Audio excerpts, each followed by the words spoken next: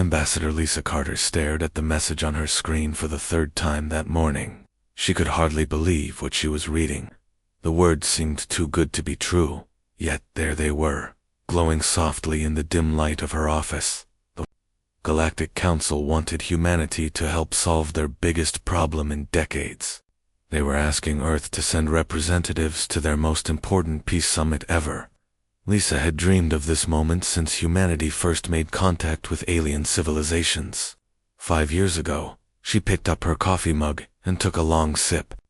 The hot liquid helped calm her nerves. This was it. This was humanity's chance to prove they belonged among the stars. No more being treated like the new kids in school. No more polite smiles that said the aliens thought humans were too young and stupid to matter. The door to her office slid open with a soft hiss.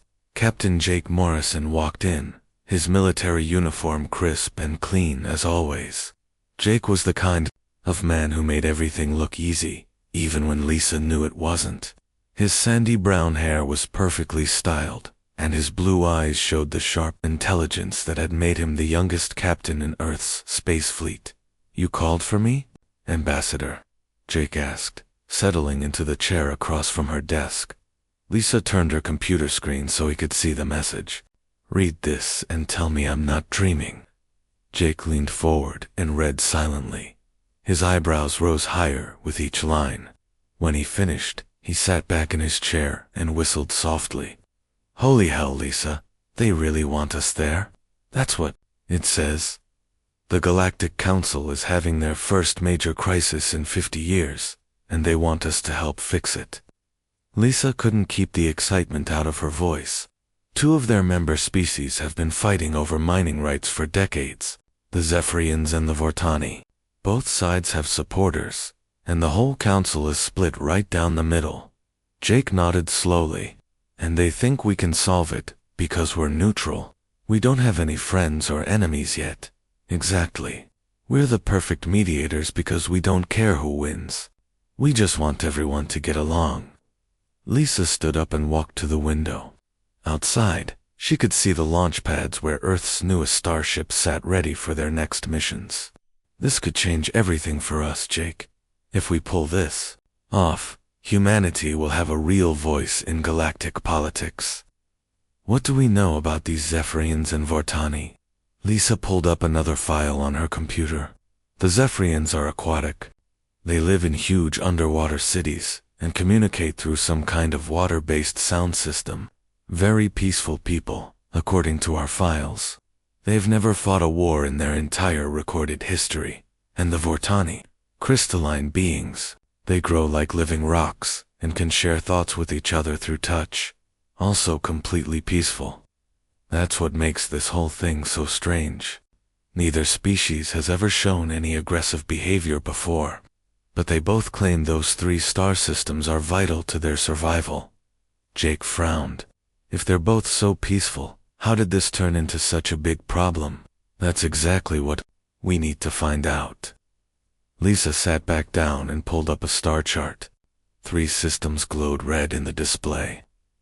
"These are the disputed systems, rich in rare minerals that both species need for their technology. The Zephyrians got there first. But the Vortani say the systems were promised to them in an old treaty. Sounds like a legal problem, not a war. It would be, except 10 other council species have taken sides. Some support the Zephyrians, others back the Vortani. Trade has stopped. Diplomatic relations are breaking down. If something doesn't change soon, this could tear the whole Galactic Council apart." Jake studied the star chart carefully. "Who else is going with us?" "I'm putting together the best team I can find. Colonel Amy Brooks will handle military consultation, though hopefully we won't need her expertise. Dr. Kevin Walsh is our xenobiology expert. He knows more about alien cultures than anyone else on Earth. And Maya Johnson from the Diplomatic Corps will handle the day-to-day negotiations." "Good choices. When do we leave?" "Tomorrow morning. The Council is sending one of their fastest ships to pick us up. We'll reach the neutral world of Kepler 442b in about a week." Jake stood up and smoothed down his uniform. I better start reading everything we have about these species. Any special protocols I should know about? Lisa shook her head. The council says to just be ourselves. They want fresh perspective from outsiders who aren't caught up in old grudges and politics. After Jake left, Lisa sat alone in her office, staring out at the stars. This was humanity's big chance. For years, the other species had treated them like curious children. Interesting, maybe even amusing, but not important. Not real players in the galactic community. But this invitation changed everything. The most powerful alliance in the galaxy was asking for Earth's help. They needed human wisdom to solve a problem their own brilliant minds couldn't handle. Lisa thought about all the wars humanity had fought and ended, all the peace treaties they had signed, all the compromises they had made to turn enemies into friends. Surely those experiences would help them guide these alien species. Toward understanding, she pulled up files on the Galactic Council's history. 50 years of peace. No wars, no major conflicts, just steady cooperation and growth. It sounded like paradise compared to Earth's bloody past. Maybe that's why they needed human help. Sometimes you needed people who understood conflict to truly appreciate peace. The next morning came quickly. Lisa stood on the launch pad with her team, watching a sleek alien ship descend from the morning sky. It was beautiful in a way that human ships weren't. All flowing curves and soft edges, like it had been grown rather than built. Colonel Amy Brooks checked her equipment one last time. She was a compact woman with steel-gray eyes and the kind of calm confidence that came from years of military service. "Never thought I'd be going to an alien peace conference," she said with a slight smile. Dr. Kevin Walsh was practically bouncing with excitement. The tall, thin scientist had spent his whole career studying alien biology from a distance. Now, he would finally meet the species he had only read about. "This is incredible, Lisa. We're going to make history." Maya Johnson stood quietly beside them, her dark eyes focused on the approaching ship. She was the youngest member of the team, but Lisa had chosen her for good reason. Maya had a gift for reading people and finding solutions that worked for everyone. The alien ship landed with barely a whisper of sound. A door opened in its side, and a figure in flowing robes stepped out. The being was humanoid, but clearly not human, with pale blue skin and large dark eyes. "Greetings, humans," the being said in perfect English. "I am Navigator Gentle Current of the Zephyrian delegation. The Council eagerly awaits your arrival." Lisa stepped forward and offered her hand. "Ambassador Lisa Carter of Earth, we're honored to help." Gentle Current looked at her hand for a moment, then carefully touched it with their own webbed fingers. The gesture of greeting. "Yes, we have studied your customs. Please, come aboard. The stars are waiting." As the human team boarded the alien ship, Lisa felt a surge of hope and determination. This was their moment. Their chance to prove that humanity belonged among the stars. They would bring peace to the galaxy and earn their place in the cosmic community. She had no idea that everything was about to go terribly wrong. The journey to Kepler 44 to B took 6 days aboard the Zephyrian ship. Lisa and her team spent the time studying everything they could about the 12 species that made up the Galactic Council. The more they learned, the more confident they became about their mission. Every single council species came from what humans would call paradise worlds. Perfect weather, no dangerous animals, abundant resources. Their histories were filled with art, philosophy, and peaceful cooperation. War was something they had read about in ancient texts, not something any living being had experienced. "No wonder they can't solve this mining dispute," Maya said on the 4th day. They were sitting in the ship's observation deck, watching stars stream by outside the windows. "They've never had to fight for anything in their lives." Dr. Walsh nodded eagerly. "It's fascinating from an evolutionary standpoint. Earth forced us to become competitive, to fight for survival. These species never faced that pressure. They developed cooperation instead of competition. Colonel Brooks looked up from the tactical reports she had been reading. Might make our job easier. If they don't understand conflict, they probably don't understand how to end it either. Lisa felt optimistic. Humanity's rough history might finally be an advantage. They knew how to turn enemies into friends, because they had done it so many times before. The ship dropped out of faster than light, traveled near a blue-green world that looked almost like Earth. Space around the planet was filled with ships from all 12 council species. Some were organic-looking curves like their transport. Others were geometric crystal structures that sparkled in the starlight. A few looked like they had been grown from living coral. Kepler 4 for 2b, announced gentle current from the ship's communication system, neutral ground for the past 200 years. No species may claim territory here, and no weapons are permitted on the surface. As their ship descended through the atmosphere, Lisa got her first good look at the conference site. It was a massive crystal dome sitting on an island in the middle of a peaceful lake. Gardens surrounded the structure, filled with plants from dozens of different worlds. Everything looked serene and beautiful. Looks more like a resort than a peace conference, Jake muttered. The human delegation was given quarters in the dome's eastern wing. Their rooms were comfortable, but strange. Clearly designed for beings who didn't share human anatomy. The beds were too soft, the chairs the wrong shape, and the bathroom facilities required some creative problem-solving. 2 hours after their arrival, Lisa and her team were escorted to the main conference hall for the welcome ceremony. The huge room was filled with representatives from all 12 species. Each group clustered around their own section. Lisa had seen pictures of the various aliens, but meeting them in person was still a shock.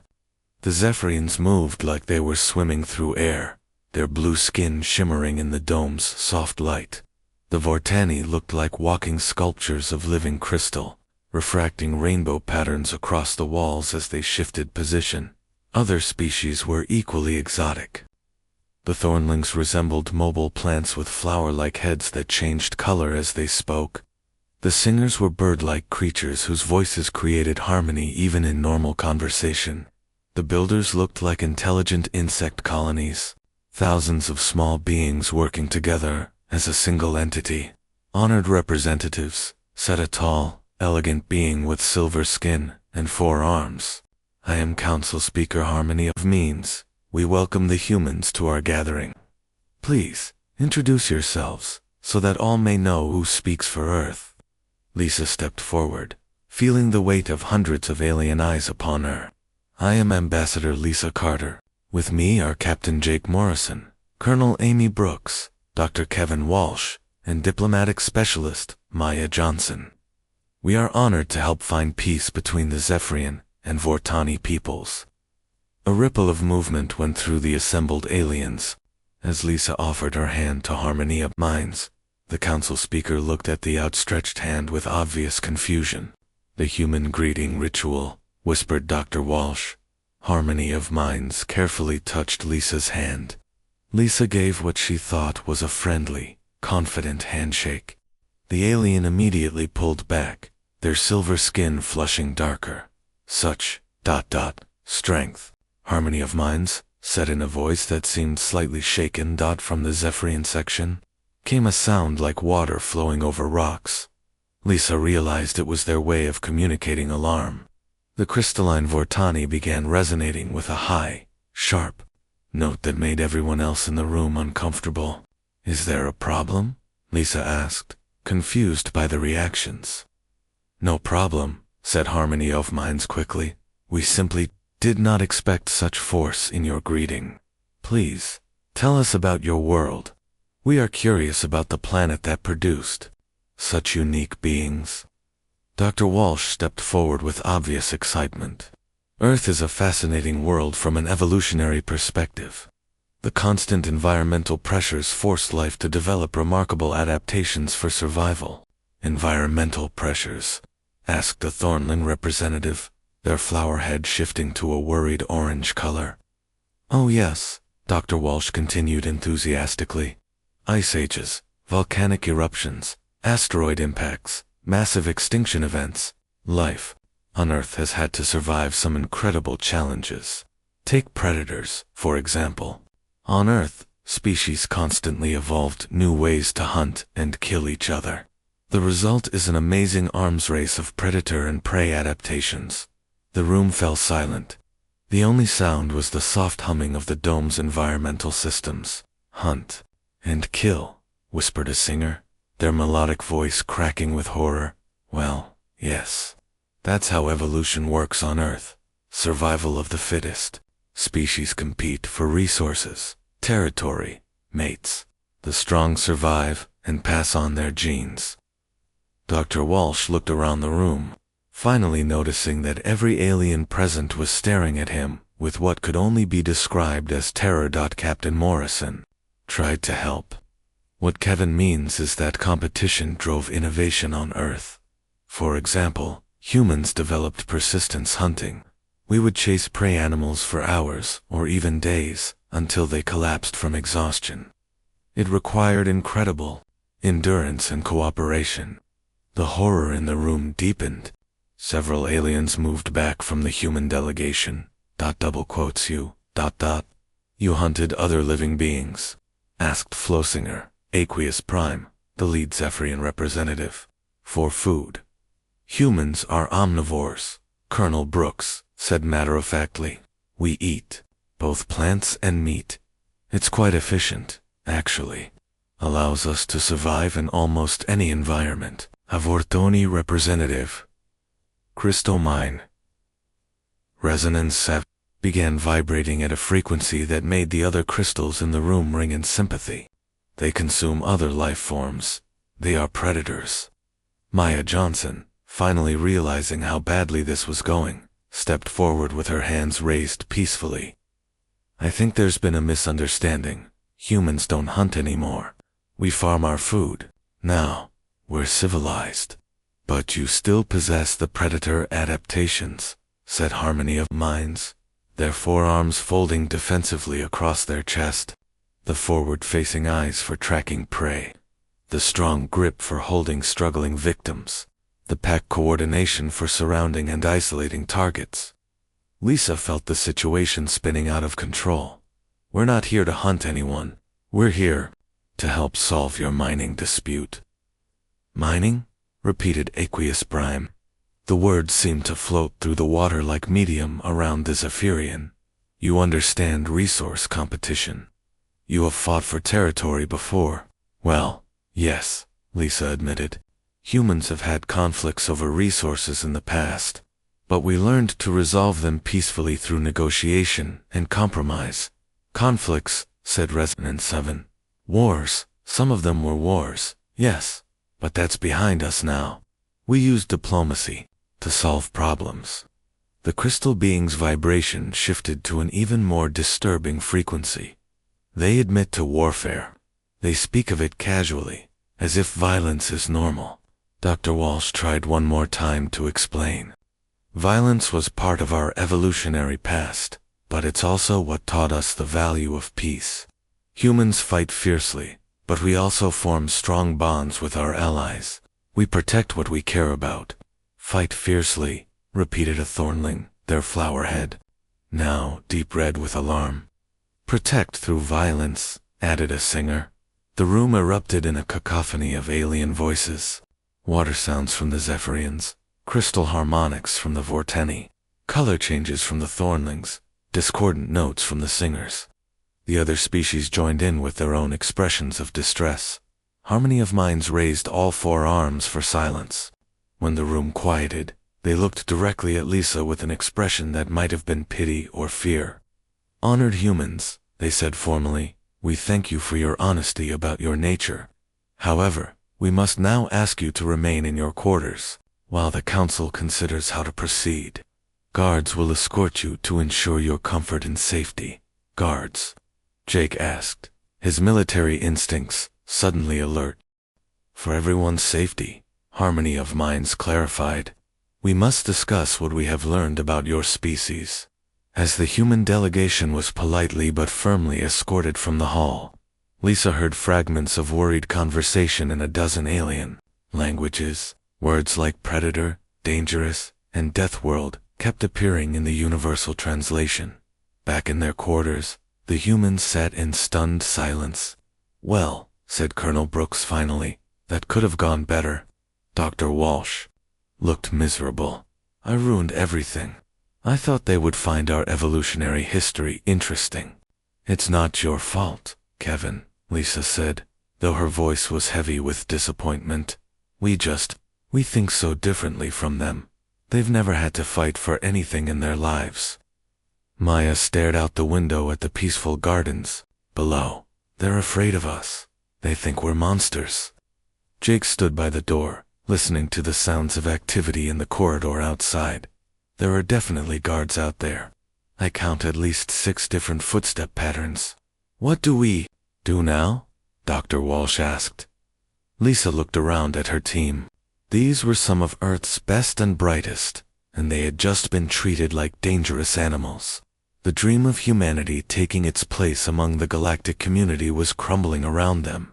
"We wait," she said quietly, "and we hope they give us a chance to prove we're not the monsters they think we are." Outside their quarters, she could hear urgent conversations in alien languages. The word Deathworld kept appearing, along with terms the translator couldn't interpret, but that sounded ominous. Lisa realized with growing dread that their mission might be over before it had truly begun.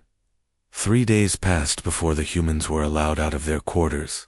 3 long days of worried conversations and growing tension. Lisa spent most of the time pacing back and forth, trying to figure out how to salvage their mission. When Harmony of Minds finally came to speak with them, the council speaker looked tired and stressed. Their silver skin had lost its shine, and they moved with the careful precision of someone under great strain. "The council has reached a decision," Harmony of Minds announced. "We will allow you to present a solution to the mining dispute. However, you will be closely monitored, and any sign of aggressive behavior will result in your immediate removal from this world." Lisa felt a surge of relief mixed with frustration. "We understand your concerns, but we're here to help, not to cause trouble." "That remains to be seen," Harmony of Minds replied coolly. "You have one chance to prove that Deathworlders can contribute to peace rather than war." The next morning, the human delegation was escorted to a smaller conference room where representatives from both sides of the dispute waited. Aqueous Prime flowed in the center of a water-filled tank, their blue skin rippling with nervous patterns. Resonance 7 stood nearby, their crystal body refracting the room's light into sharp, jagged rainbows. "Honored representatives," Lisa began carefully, "we've studied your dispute and believe there's a simple solution that benefits both sides." Aqueous Prime's water medium vibrated with skeptical tones. "Simple solutions often hide complex dangers. Human, not this time," Lisa continued. "The 3 disputed star systems contain enough rare minerals for both species. Instead of fighting over who controls them, why not share the extraction rights?" Resonance 7's crystal form rang with a discordant note. "Share? How does one share ownership of a star system?" Maya stepped forward with a detailed proposal displayed on her tablet. "Joint extraction facilities. The Zephyrians provide their advanced underwater mining technology. The Vortani contributes their crystal-based purification systems. Both species work together, split the costs, split the profits." "And who enforces this agreement?" asked Aqueous Prime. "The Galactic Council oversees the operation," Jake explained. "Standard commercial law applies. If disputes arise, they go to council arbitration." The 2 alien representatives exchanged what might have been glances, though their forms made it hard to tell. "This could work," Resonance 7 admitted slowly. "Our technologies complement each other well." "But what about security?" Aqueous Prime asked. "What prevents one side from taking control of the facilities by force?" Colonel Brooks spoke up. "That's where detailed security protocols come in. We need to establish clear guidelines for facility access, resource monitoring, and dispute resolution. She activated a holographic display showing the proposed mining operation. Multiple checkpoints here and here. Automated inventory systems to track resource extraction. Separate living quarters for each species to prevent cultural conflicts. Conflict prevention? Repeated Aqueous Prime. The word seemed to make them nervous. Standard procedure, Brooks continued. Any large joint operation needs security planning. What happens if equipment fails? What if there's an accident? What if someone tries to cheat the system? You think in terms of problems and failures, observed Resonance 7, always preparing for the worst possibilities. Dr. Walsh tried to explain. It's called contingency planning. Humans learned to think ahead because our environment was unpredictable. If you don't plan for problems, problems will destroy you. Destroy, whispered Aqueous Prime. Lisa realized they were making the same mistake again. Everything they said seemed to reinforce the aliens' fears about human nature. She tried a different approach. Let me show you something, she said, pulling up historical data on her tablet. Earth had many resource conflicts in the past. Nations fought wars over oil, water, rare metals, but we learned to solve these problems peacefully. She displayed a series of treaties and agreements. The Antarctic Treaty of 1959 preserved an entire continent for peaceful research. The Law of the Sea Convention established international waters where all nations can share ocean resources. The Space Accords of 2157 created joint mining operations on asteroids. Colonel Brooks joined in enthusiastically. Lisa's right. Take the Colorado River Compact. 7 different states and 2 countries all wanted the same water. They were ready to fight over it. Instead, they negotiated a sharing agreement that lasted over a century. But what made them choose negotiation over warfare? Asked Resonance 7. The alternative was too terrible, Brooks explained. Water wars would have devastated the entire region. Millions of people would have suffered. The economic damage would have lasted generations. Maya pulled up more examples.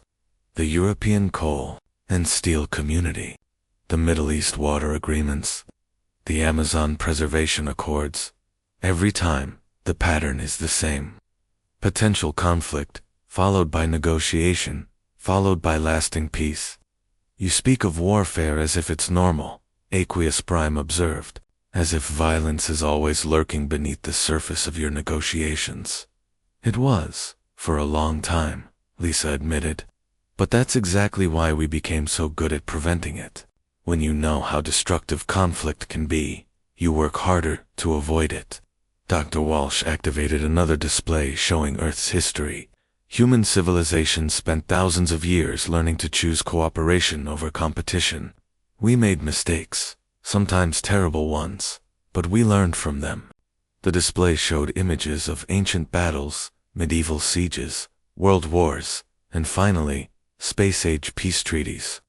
To human eyes, it was a story of progress and growth. To the aliens in the room, it looked like a catalog of horrors.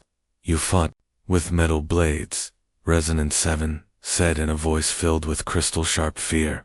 You built machines designed only to kill. You developed weapons that could destroy entire cities. Yes, Lisa said quietly. And that's exactly why we learned to treasure peace. When you've seen what war can do, you'll do anything to prevent it from happening again. Aqueous Prime's water medium began flowing in agitated patterns. The human solution to conflict is to threaten greater conflict. Peace through fear of destruction. Sometimes, Colonel Brooks admitted. But more often, peace through understanding that everyone benefits more from cooperation than competition. You're missing the point, Maya added urgently. We're not here to threaten anyone. We're here because we know how to turn enemies into friends. Because we've done it before. But the aliens weren't listening anymore. Aqueous Prime was communicating rapidly with their delegation through water pattern signals. Resonance 7 was vibrating at frequencies that made the other crystals in the room sing with stress harmonics through the conference room's windows. Lisa could see alien guards gathering outside. Not the polite escorts from before, but actual security forces with what looked like weapons. "I think we have a problem," Jake said quietly.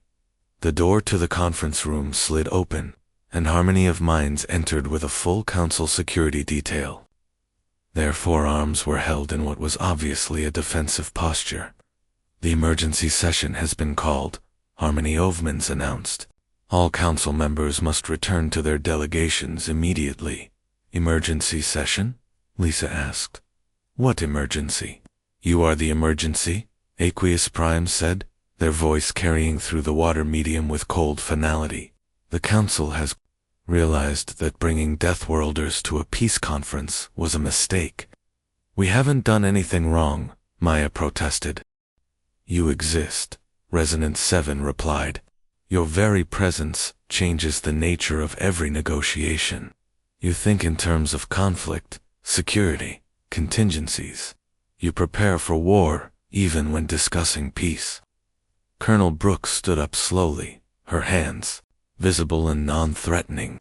"We prepare for problems because we want to prevent them. You prepare for war because war is your nature," Harmony of Minds said. "The council has voted.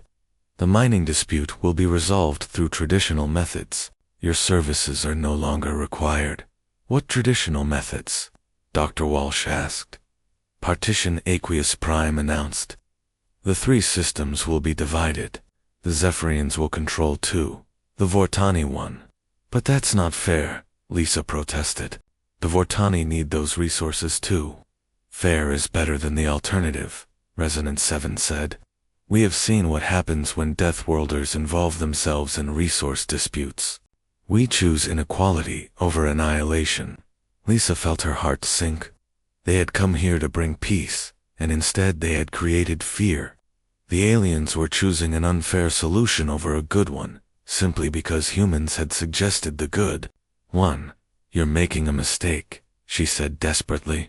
"Our solution would have worked for everyone." "Your solution requires trust," Harmony of Minds replied. "Trust between species that understand conflict. We do not understand conflict, and we do not trust those who do." As the human delegation was escorted back to their quarters, Lisa could hear the sounds of urgent activity throughout the dome. Ships were launching from the landing pads. Delegations were packing their belongings. "They're all leaving," Jake observed from their window. "The conference is over," Maya said bitterly. "We scared them so badly, they'd rather accept an unfair deal than risk staying in the same building with us." Colonel Brooks shook her head. "This doesn't make sense. Why would they call us here if they were just going to panic at the first mention of conflict?" Dr. Walsh looked up from his tablet, where he had been studying the alien biological data.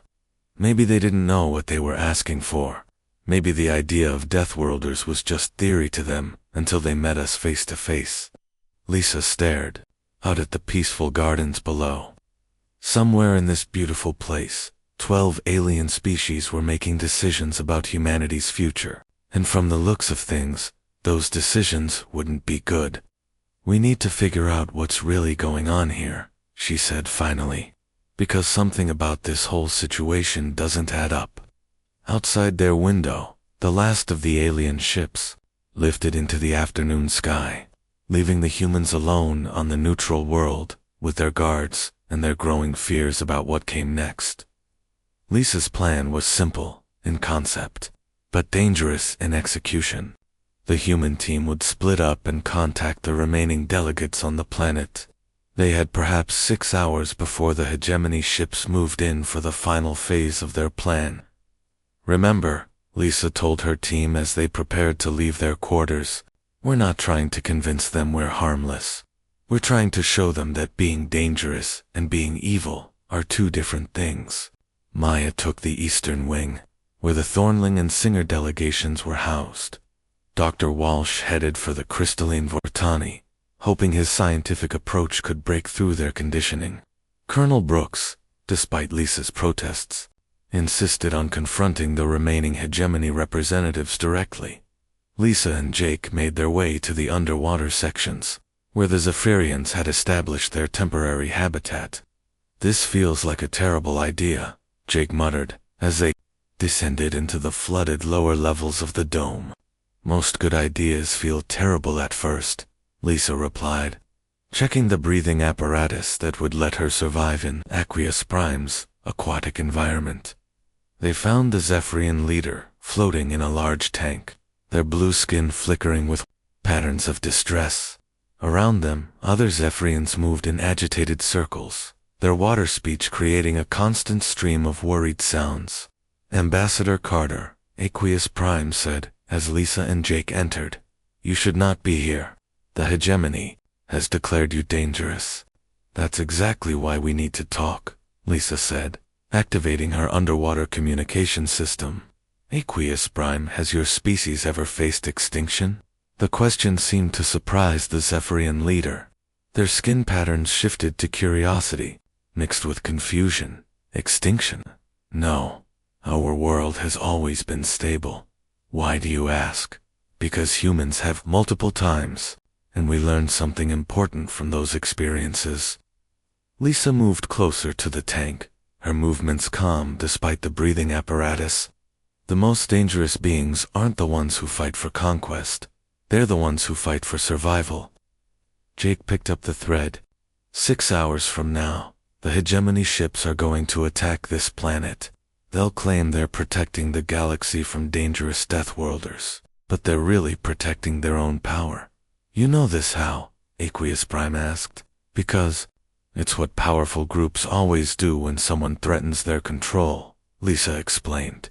"They create an enemy to distract everyone from their own corruption." In the Eastern Wing, Maya was having her own breakthrough with the Thornling delegation. Their flowerheads had been locked in fearful red patterns for hours, but Maya's patient explanation of human history was slowly changing their colors. "You fought wars to end slavery?" asked Petal Dance, bright morning, their heads shifting to confused orange.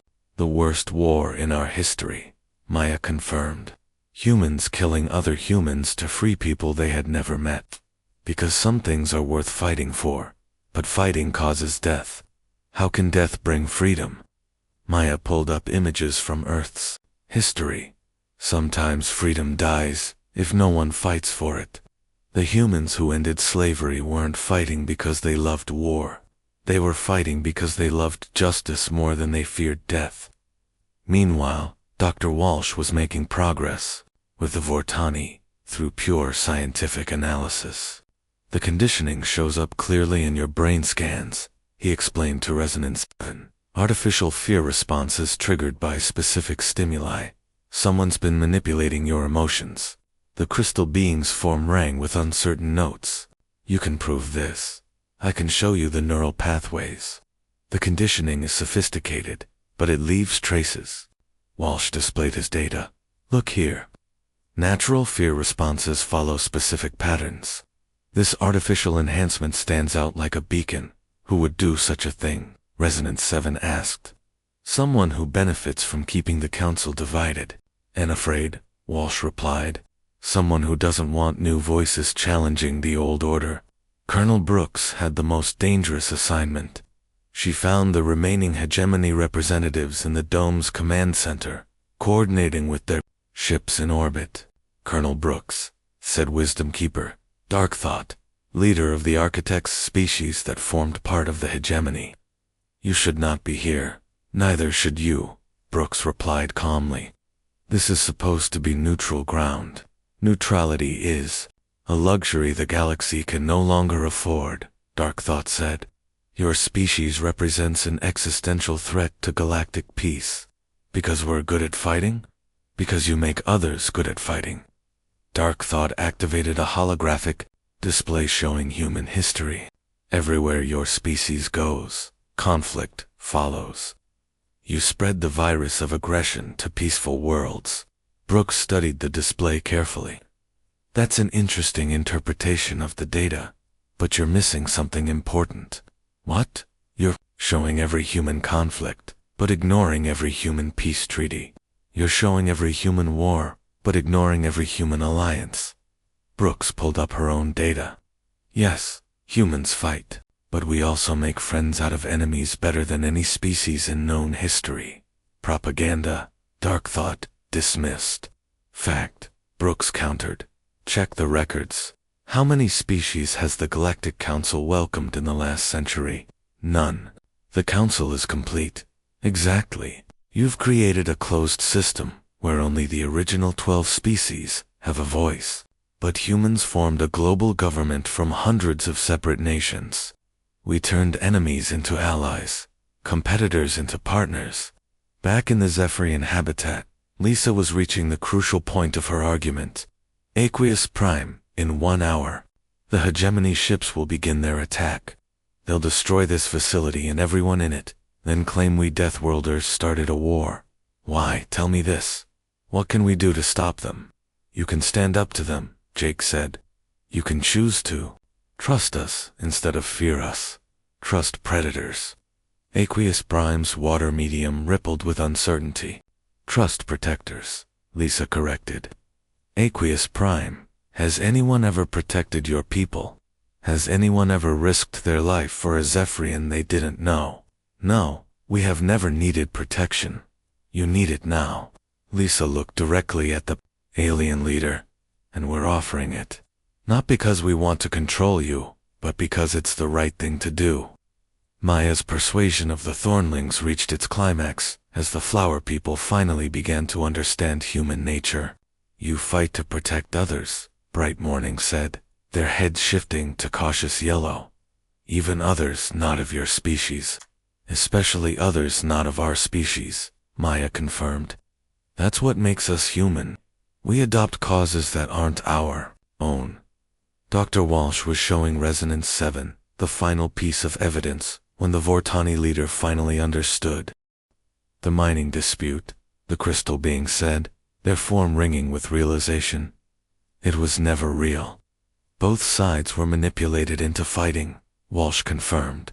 The hegemony created the crisis to justify calling for outside help, then used our arrival to trigger the fear conditioning. But why? Because the real dispute isn't about mining rights. It's about political control. And they knew that if humans got involved in galactic politics, their monopoly on power would end. Colonel Brooks was facing her most dangerous moment, as Dark Thought revealed the true scope of the hegemony's plan. In 30 minutes, our ships will destroy this facility, the architect leader announced.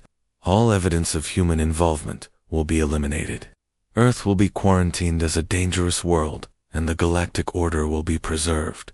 And if we resist, then you prove our point about human aggression. Either way, we win. Brooks smiled. You know what the problem is with your plan? Enlighten me. You assumed we'd act like you would. Ruthless, calculating, putting our own survival first. Brooks stepped closer to the command console. But you forgot something important about Deathworlders. What? We don't just fight for ourselves. We fight for others, even when those others are trying to kill us. Brooks activated her communicator. All teams, this is Colonel Brooks. Execute plan, Guardian. Across the dome, the human delegation implemented the plan they had developed in just 2 hours. It wasn't a plan to escape, or hide, or strike back at their enemies. It was a plan to protect everyone else, even at the cost of their own lives. Lisa and Jake moved to the dome's central power core, where a hegemony sabotage device had been planted. Maya coordinated the evacuation of non-hegemony species to the planet's surface. Dr. Walsh began broadcasting the evidence of the conditioning program to every ship in the system, and Colonel Brooks did something that shocked Dark Thought to their core. She began actively defending the command center from the incoming attack. You're protecting us? Dark Thought asked in amazement, as Brooks worked to reinforce the facility's shields. I'm protecting everyone, Brooks replied. That's what Deathworlders do. The hegemony ships opened fire, but their attack met unexpected resistance. The 4 species that knew the truth had convinced 2 others, and those 6 had reached out to the remaining council members. Instead of fleeing in terror, the aliens were fighting back. Not with weapons, they didn't have any, but with something more powerful: unity. Aqueous Prime's voice carried across all communication channels. This is the Zephyrian delegation. We stand with the humans. Resonance 7's crystal harmonics joined in. The Vortani confirm human innocence and hegemony guilt. Bright musical tones added. The Thornlings choose trust over fear. One by one, the other species added their voices.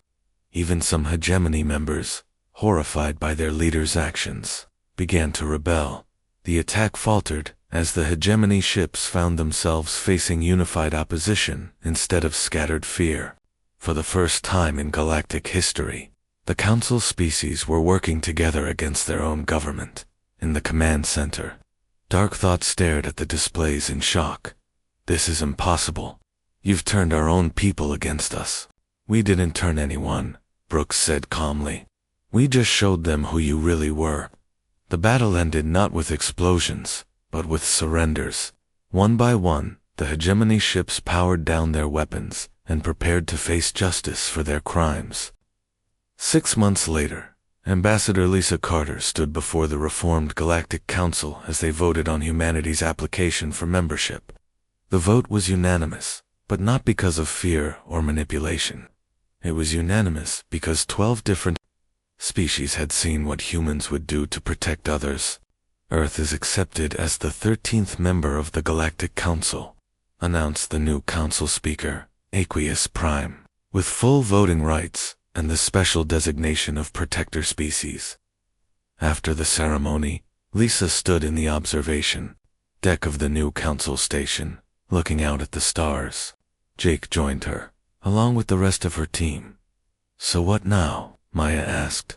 Now we do what we came here to do in the first place, Lisa replied. We help solve problems and keep the peace. Even though everyone knows we're dangerous, Dr. Walsh asked. Especially because everyone knows we're dangerous, Colonel Brooks answered. Sometimes peace needs protectors. Sometimes the galaxy needs someone willing to fight for what's right. Lisa smiled as she watched ships from 13 different worlds working together in the space around them. The mining dispute that had started everything had been resolved with the simple sharing agreement the humans had proposed. But more importantly, the galaxy had learned that being dangerous and being evil were two very different things. Humanity had brought war to a peace conference, just as the title predicted. But it was the right kind of war. The war against injustice, manipulation, and fear. The war to protect those who couldn't protect themselves. The war for peace itself, and in the end, that war was worth fighting.